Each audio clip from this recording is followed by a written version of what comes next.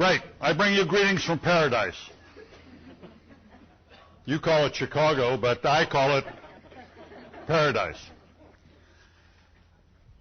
I'm from Illinois.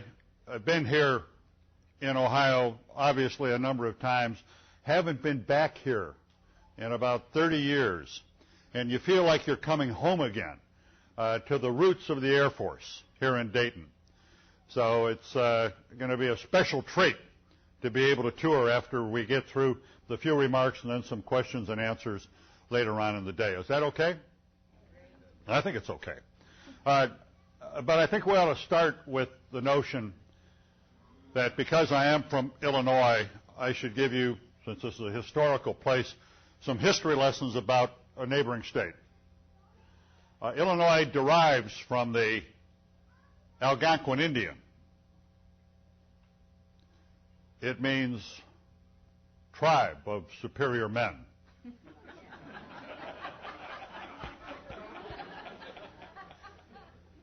I was impressed when I learned that, so I made a small sign up, tribe of superior men, and hung it in the kitchen so that when my wife, Myrna, wife of 50 years, by the way,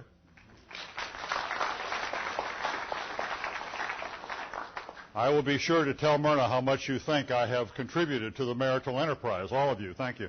Well, anyway, I hung it in the kitchen so that Myrna would see it when she came down in the morning, tribe of superior men. And sure enough, when she came down in the morning, she saw it. You know that serrated knife they use to chop the bread up? In very small pieces. And I was elected to take it down to the outer darkness, from whence it never recovered. I was very disappointed, because I never knew my wife was so biased against Algonquin Indians. I mean, it was... Okay, if you think this is going to be a thing heavy on the pathos of the prisoner of war experience, or a recitation of exploits, real, and as Sir John Keegan talks about, old military guys who become bullfrogs with real and imagined military exploits, it's not going to be that at all. What we're going to do is try to go down some mental tributaries on subjects that I hope will elicit some questions that I want to become burning in your breast, so then you can pin me to the back of the stage with your wisdom and with your interests, and we can have a dialogue. We're not so big in this group that we can't exchange some views. Is that okay? And if you don't ask the questions, I will. That's easy to do. You already saw how we ordered people around here. I'm not a bashful guy. I got up at 2:50 this morning at Lakehurst, Fort Dix, and McGuire, that tri-base complex that they've spoke, in order to come here just to talk to you. Yeah. Who am I pointing at? And I do so because in this book that we will talk about a bit, this imprint, first imprint of the Pritzker Military Library, and the first learning outcome, by the way, today, is that everybody ought to get online and become acquainted with the Pritzker Military Library. It is a singularly unique institution which is telling the stories of and maintaining the history of, if you will, the exploits and the accomplishments of the citizen soldier. An institution, frankly, that I think is one of the great underpinnings of this experiment we call America. It goes back very much to the old saw of Benjamin Franklin walking out of Independence Hall and being queried by a citizen as to what kind of government they had created. And he responded that it is a republic. Sir, if you can keep it. And I suspect that the military underpinnings and the foundation block that it represents as one of the many foundation blocks and one of the many valuable pillars in America is this composite military experience from the citizen soldier that we've had. So I commend the Pritzker Military Library to you. And certainly without them and some very nice people in New York, I wouldn't be up here in part talking about this book. But I was talking about bias before. And my bias at the end of the day is just to try to be honest with you, to try to be genuine, to try to put in perspective, at least within my frail capacities to do so, perhaps some of the bigger issues that face us as a nation. And at the same time, use the book as a vehicle to do that because it's meant to be an item of self-renewal, city, state, nation renewal, as well as going back just old stories, if you will. And so if you have a subject that is burning in your breast and you want to talk to it, let's do that together. But to put some coherence on these remarks and to give a little bit of structure, and since we have such a high contingent of young people here, I thought I'd talk a little bit first about education. Then I'd talk about a service program. My classmate, Press Davis, is going to help me out with this. So, okay. Education is the first thing, right? National service is another. And then we'll finally get over to the book. And then we'll still leave enough time for questions. Is that okay? Again, great to have some very important people here. Lance Sijon's sister has already been mentioned, class of 65. Guy Gruters was class of 64 from the Academy, along with his wife Sandy. And Press Davis and I were class of 63. This is our 50th anniversary from the Academy this year. Press is secretary of the class. We served on class committee together many years ago. So I feel I'm in the company of friends. But let's first talk about education. I think it's a bunch of hope that we need all these engineers and scientists.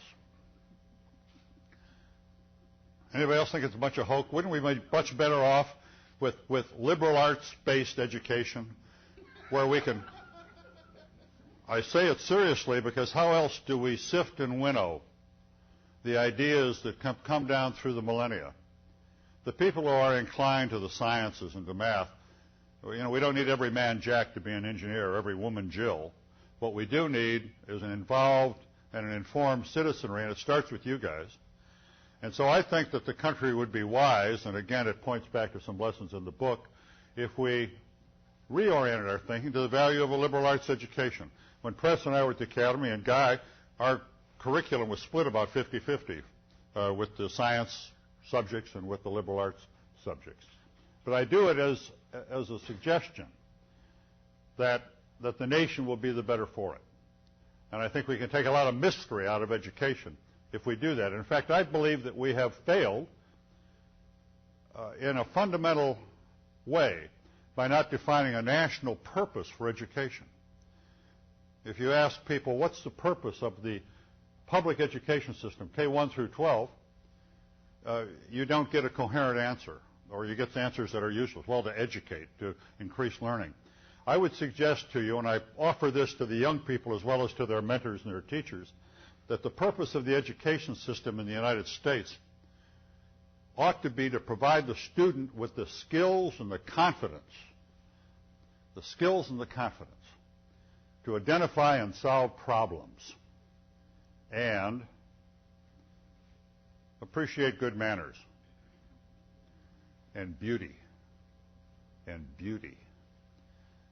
Manners and beauty will take you a long way in life, but if you also have those skills and confidence to take on the challenges of life, the vicissitudes of life, the changes that will come your way.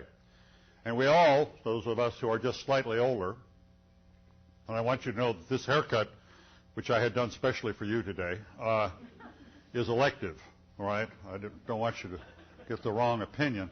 But the reality is, to go back to this very serious subject, that you'll get, as fellows older, you'll get beat up for fair reasons and foul. Life brings punishment and reward to us all, and it's how you deal with it that makes all the difference in the world. You got to keep marching. You got to pick them up and lay them down. And you find often that it's easier to deal with adversity or with bad stuff than it is to deal with success. So that's kind of the first subject. Didn't expect that one, did you? Good. The second subject has to do with national service and goes back to this foundation block of what it takes to be an American.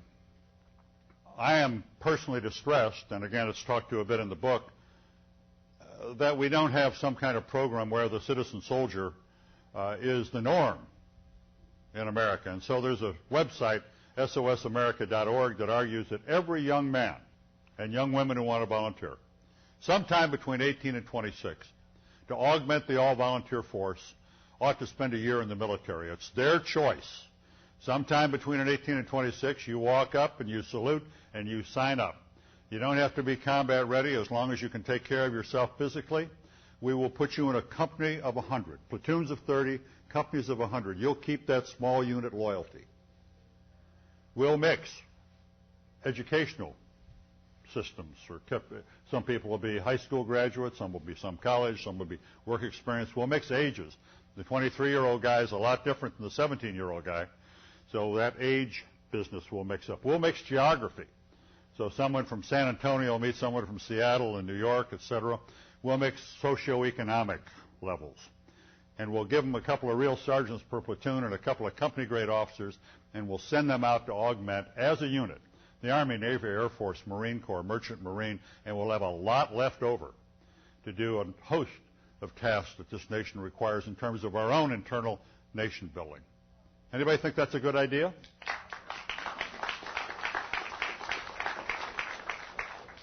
Write your congressmen and senators and look at sosamerica.org. It's very strange. This is not a draft, by the way. It's more of a European conscription system, like Sweden, Norway, Denmark, Germany.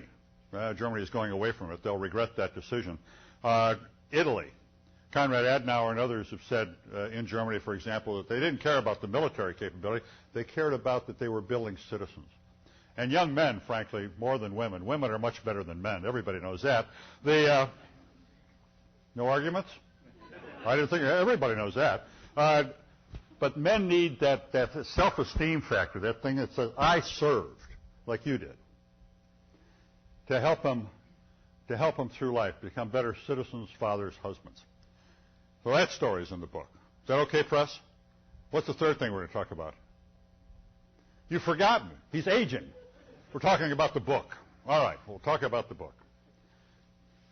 I must tell you, because this is going to sound like a sales spiel, and that's not strange because this is a sales spiel. Later in the program, we will chain the doors shut. I don't want you to become alarmed. It's just a marketing ploy that I've learned to use with some effect. You are restricted, however, sir, for no more than 100 copies. Okay, I just can't do more than that for you today. On the other hand, you guys, if you want 100 copies a person, we got to take care.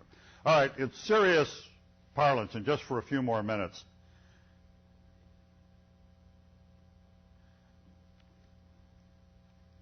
I'm holding a piece of my soul.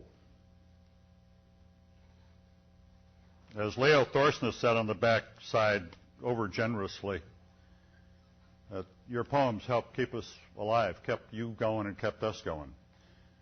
Because in those dark days of POW life that Guy knows about as well,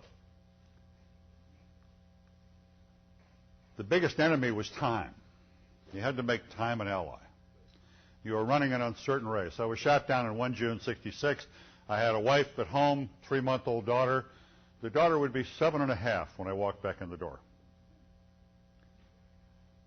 My wife wouldn't know I was alive for years. No contact. In the early years, the treatment was, as well described in so many other books and in the memories of people, brutal. It ameliorated later as the years went on, and Ho Chi Minh died and others, but it was never Geneva Convention standard. And so the majority of what came in this book was stuff that I created mentally, poems and prose that I, with nothing to write with, in isolation or semi-isolation, created these thoughts mentally, kept them memorized over those many years, tapped them through the walls to my fellows so they would have an exercise to go through, and also would help me, in case I died up there, to have some legacy for that wife and daughter I reference. Well, I didn't die up there. And I buried this book for 40 years. This is the 40th anniversary of release. Some of you remember February 12, 1973, and the 3 additional releases that came after that into the February-March time frame. You know what we really wanted? We wanted you to be proud of us. Survival was important, but survival with honor was all important. And survival to be as physically and mentally intact and to be able to come back and compete and contribute was a close following objective, not a goal. It was an objective. And so this book that consumed me for all those years got put away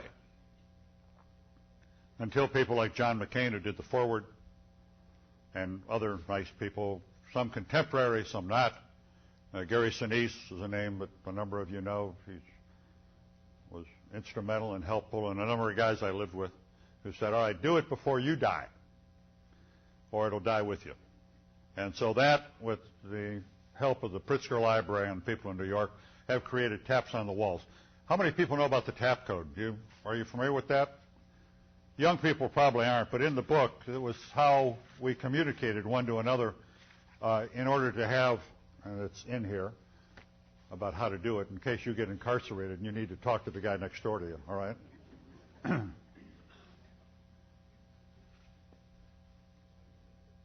But the book, to return to it, as I said, was a piece of my soul, and I wasn't confident that I wanted people roaming around in there. So 40 years later, with pressures, we've published this thing. I recommend you read the front, read the back, and then dive in and out of the poems in prose. And the poems are divided into 4 segments, basically. There's a first segment that's called Strapping on a Tailpipe, which is all about the flying experience. And there's a glossary in the back with flying expressions, if that's not common to your background, so that you'll get the messages that resonate. It's much like looking at a picture, by the way. This stuff is not, despite my classical education from the University of Chicago. You didn't know that, did you? You didn't introduce me with that. Well, I got it on a drive-by basis. We lived on the south side of Chicago, so that's supposed to be very funny, by the way. You get it on a drive-by basis. I've always loved literature, and but I wanted to make sure when I wrote something that it's like looking at a picture. You should have a reaction to it, plus or minus. You shouldn't have to, and I read too much poetry and literature where I feel dumb afterwards. Now, what did the guy say? The literature or the words may be wonderful, but I've got no idea what was said. You won't have that problem in this book. Everything, at least in segment 1 or level 1, is on the surface, and you'll either like it or you won't like it. If you want to dig a little deeper, you'll find out that there is real Petrarchan and Elizabethan sonnet structure, and there's all attention to those kinds of details. But I had a really snooty lady tell me once, she said, well, you're very passé, so much of your stuff rhymes and has identifiable meter. Yeah, okay. I've always liked stuff that has a kind of bounce to it. I do have to apologize. They say I may have, on a couple of the poems, inadvertently created rap. I'll give you an example. There's a poem in there called This One's for the Birds. I may have to talk to this side of the audience more. This one's for the birds, and it talks about a couple woodpeckers that live down in Texas, south of San Antonio. And they've heard about a promised land out west, California, and California redwoods, and the pecking is supposed to be grand out in California. So it starts out, way down south in the Texas flat where Prickle Pear and Jack Rabbit at live 2 woodpeckers in a sawed-off stump, a looking all the day for something to thump. Well, I'm glad there's a literary reaction from this knowledgeable crowd. But you see why I get the bad rap that I've done rap? There's another one called The Ballad of the Cross Country Flyer. This is a little more technically inclined. He wore a big hack watch and fighter pilot boots. He was liquored, he was leathered, he was lean. He'd arrow-ended Vegas. Drank, gambled, chased the toots. He was outbound now. All gauges green. All right. And it goes on in a similar vein. The book's going to make you laugh. It'll make you cry. And it'll make you think, hopefully. That first part I was referencing about strapping on a tailpipe. How many pilots we have in the crowd are people who have flown in airplanes? How many people have flown at dawn? There's a thing called First Light Flight. It's a sonnet. Pale golden talons stir the eastern sky. Another fledgling day departs the hills.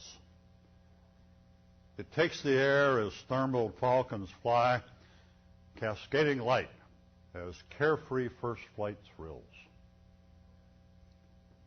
And who attends this noble, soaring birth may marvel from their vantage point on earth, but miss so much, not of the sky's domain. But I'm not of the earth. At altitude I greet the infant day with engine song, my contrails etched on endless morning blue, and rare abandon urging me along. It's here, unfettered brother men, enthralled to first light flight, the one judged best of all. So that would be a more serious offering. And again, I want you to ride in the cockpit with us in this first part of the book, the strapping on a tailpipe part. People ask me, what's it like to fly fighter jets or the SR-71, which I was privileged to do. And I say, well, it's about the most fun you can have with your clothes on. But I can't, that's more for...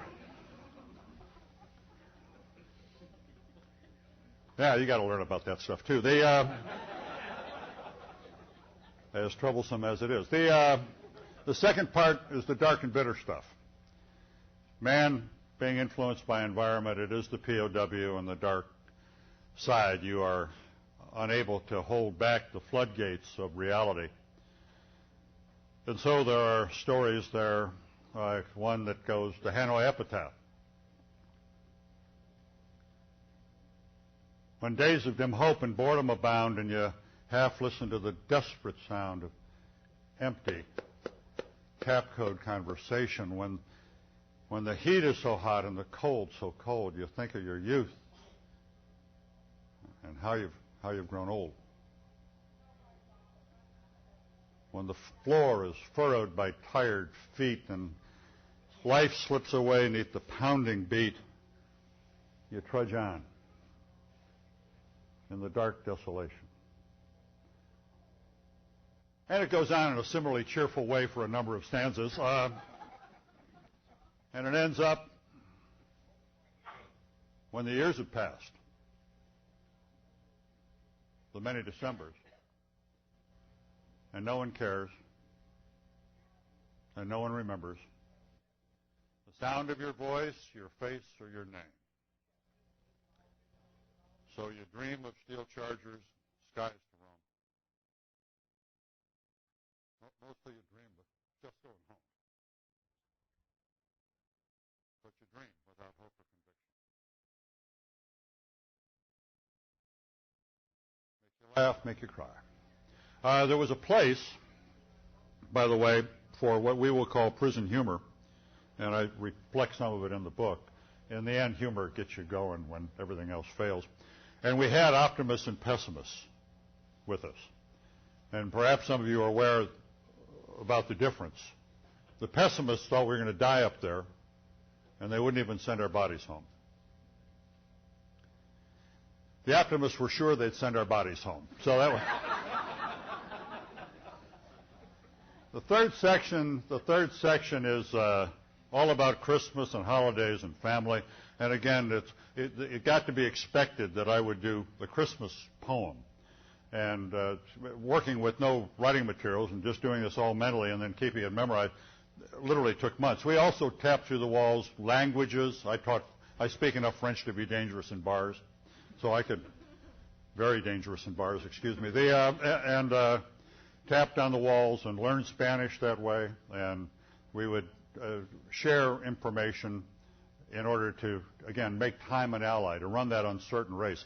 So in the Christmas time, you had to, with its conflicting emotions, as we all know, in the holiday season. So I would write stuff. One thing was The Other Christmas, which took the night before Christmas but put it in a military context. Or another one which was a part of Christmas, When Jack Frost Starts a Warmin' Hearts. And Old Man Smith Ain't Mean, when reindeer fly and you can buy a purple evergreen. And something's up and you know what, it's all a part of Christmas. And it goes on for many, many stanzas. I do remember one Christmas, many years out, you tried to hold family mentally and emotionally at arm's length, but when you write this stuff, you have to open it up. And I thought about that 3-month-old daughter, and I imagined one night that she would be asleep in bed and then awakened Christmas Eve, and she would hear her mother, Myrna, walking, crying, and the daughter would talk or think, and then there'd be a passage for Myrna, and then I would answer from afar. The poem is called Mommy, Where Is My Daddy?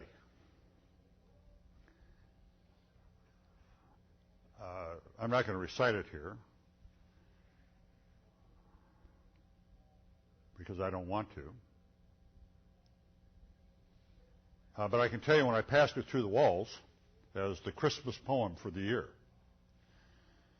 I got this very weak tap back after the guys had memorized it. And a few hours later, the guys called us up and said, "Gee, that was really fun, that Mommy, Where Is My Daddy poem. We're arranging a suicide pact in here, and we'd like to know if you'd like to join us, you know." So, Merry Christmas. The last poem in the book is an epic. It's 80 pages long. And it writes about all the stuff that's important for us to consider. Politics, sex, religion, love, war, peace, renewal, self-renewal. There is no more important task in your life than to keep renewing yourself, to keep invigorating your own spirit. And by golly, if it's important at the individual level, it's important at the community level.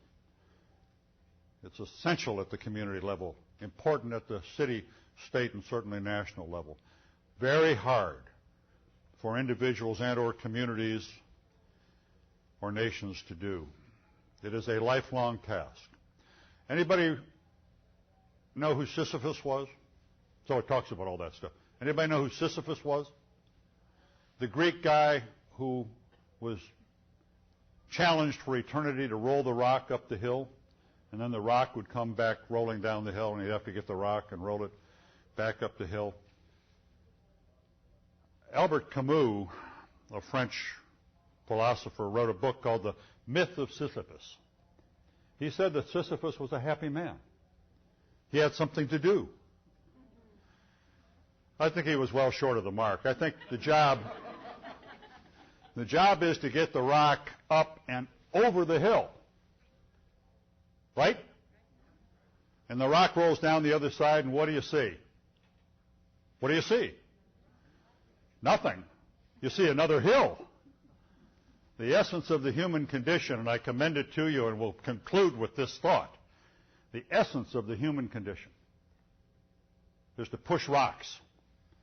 And if we keep pushing rocks, if we, as I said earlier, keep marching, we pick them up and lay them down, then we got a future. And we got a future that rests on your shoulders, and your shoulders, and your shoulders. And we do it as a body politic, confident, again, in our own skills and our own abilities, that unlike the World War II generation, which was not the greatest generation. It was a great generation. But if we give them the appellation the greatest generation, that means our best days are behind us. Our best days have to be days that you create, days that we create. So we keep marching together. We push rocks together. Thanks for letting me push a few verbal rocks with you today, and I'll open up to questions. You're very great. Thank you.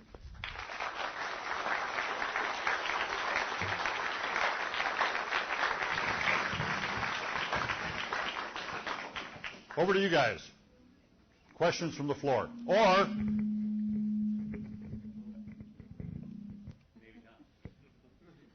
Or we'll go immediately into the signing, selling phase.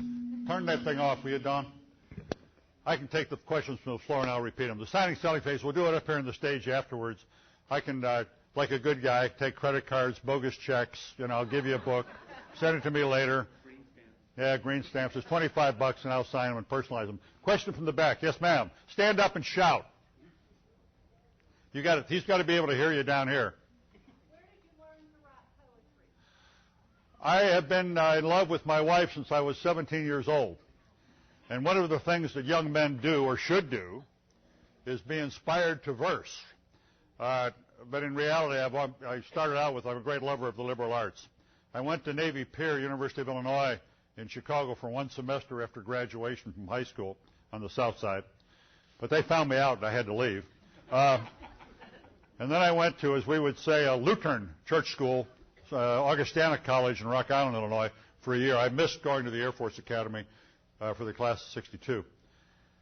But they found me out after a year, and so I had to go to the Air Force Academy. And they didn't find me out for 37 years, so it was fine, And now active in business, and this is really not business. This has been, in some respects, it's a willful acceptance, but it's kind of forced on me, and I've got to go back and do the very things I didn't want to do 40 years ago, and that's be a professional POW and rehash all that stuff, but hopefully put it in a greater context. So the love of literature has been lifelong. Still is, and I still write things. I've got a couple of books still working, other books. One will have aspects of poetry to it. And I never buy a card. I always give something, on the holidays or anniversaries or whatever to family. And I've got 2 girls. Fighter pilots always have girls. It's God's revenge. And his great blessing. And his great blessing. Did that answer your question? If you notice, people, it's like opera. Poetry pervades our life. We love the mellifluence of the words, or the edge of the words. We love the meter and the flow. And so even though I would wager to say that 90% of the men in this room, anyway, have never bought a book of poetry. Of course, they've never had one as good as this. And women are more attuned to it because they, as I already said, they're better than the men anyway. But so that's it. But I think if you note that the preponderance of poets, notwithstanding some wonderful woman poets, tend to be men. So I think there's a dichotomy there. All right, another question. Yes. From Trinidad, the sergeant who's going to try to get a commission or working on that, master's degree already, right? Wonderful. Yes. They can't hear you. Oh, I have 2 questions. Who invented the tap code, and did everybody already know it? Yeah. Who invented the tap code? It's in the book, but Carlisle Smitty Harris, who was shot down in 1965, had taken some extra instruction at Stead Air Force Base, and as a thing he really didn't want to do, they taught him the tap code, and he came in and taught it to everyone else. Again, it's in the book as to that story, as validated as I can. And we would either get it by the old way of having one letter tapped through the wall. Remember, we were enclosed in bricked up cells with no ventilation and either alone or maybe with one, sometimes 2 other guys, but mostly isolation or semi-isolation. Or sometimes people would take a risk and shout it out. Arrange the matrix, the alphabet, 5 by 5. Drop out K. G is 1, 2, 1, 2, 2, 2. So you'll see in there, and at night we would sign off, which stands for God bless you, GBU. And we could do 30 words a minute. So if somebody's tapping to you, you give them up. And that says, hey, I got it, and you press on. Or if you didn't understand, you give them one of that, I don't understand things. So that's also laughter.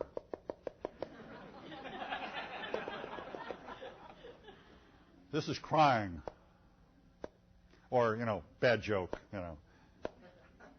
So anyway, you'd be amazed the range of emotions you could get through tapping. Well, of course, if you got caught, especially in the early years, then you got hammered because it was illegal for communication. But we needed to pass our names.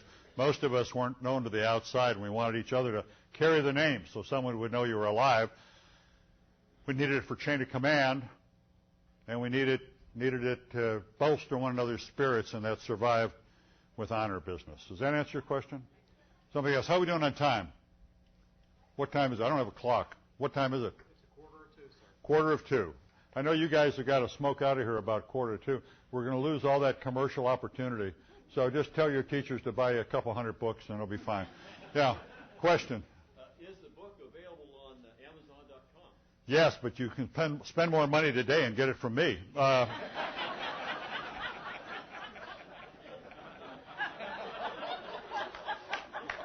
why the hell do you think I'm here? My wife thinks in terms of renovated bathrooms. A lot of it goes to the Pritzker Military Library, not for profit, and we get a small piece. You'd be surprised how small. Yes, you can get it at Barnes & Noble. You can order it. It's been reviewed by all those nice folks at New York Times and Chicago Tribune, and we've been on C-SPAN, and I get to sit with Gretchen on Fox and Friends and all that stuff. So it's that's been fun. And interaction, frankly, is fun. But it's going to die a natural death probably in another 6 months. And it's already gone on longer. It published February 12th of this year, which was the 40th anniversary of release. Another question, then we'll... Yes, sir. Guy. First assignment when you came back. First assignment coming back, besides going back to get requalified in fighters or in trainers. I'd never flown the T-38. We were T-Bird guys. So I went back to Randolph, as I suspect you did, and got into the T-38. Went back out to George, where both my daughters were born. George Air Force Base in California, the one after the war, Megan. By the way, the one born before the war, she had this dream that one day I would walk her to school. And there was a picture of that. And I had the same dream. And the Tribune captured that picture of me on the first day back walking her to school because the kids, as kids will, said, hey, well, you don't have a father. So I walked her all the way into the class.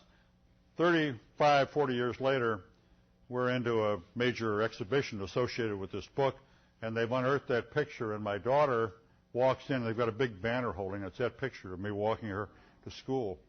And she, of course, collapses into my arms, crying.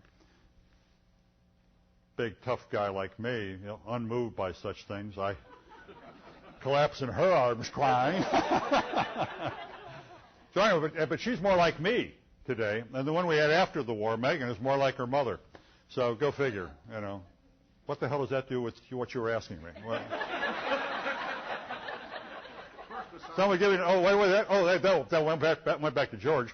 Did F-4s, went back operational, and stayed operational in and out of Powell Mill things. Got to be a White House fellow and a few other things. But the great joy was commanding the hat and the ring in the F-15 world. That was asked over lunch. Wonderful airplane. Of course, the first fighter wing at Langley. Now we're flying Raptors. We've got to do something about the force structure circumstance in the Air Force. We're spending more and more money getting less and less force structure. It impacts the national deal. Don't believe it when these people say it takes joint to win a war. Air power can do it all by itself if we are sufficiently brutal. Kurt LeMay, late in life, and I got to be pretty close. And I'll leave you with a verity of life, and I think then you guys have got to get out of here probably, but we ought not to go to war for casual reason. And we ought to do so with congressional approval. But once we go, we better be prepared, if the game is worth the candle, to create the kinds of violence that militaries are designed in the first place to create. We're not very good at building things. We're very good at destroying things. So LeMay's dictum of those many years ago to Major General Borling was, Besides, he said, don't forget that the business of Strategic Air Command, I was a DO by this time, strange for a fighter pilot to make that migration into SAC. I blame it all on Jack Chain, for those of you who know Jack, but who took me there. But wonderful the guy that he is, great leader and wonderful experience. But he said, don't forget the business of Strategic Air Command is the tankers.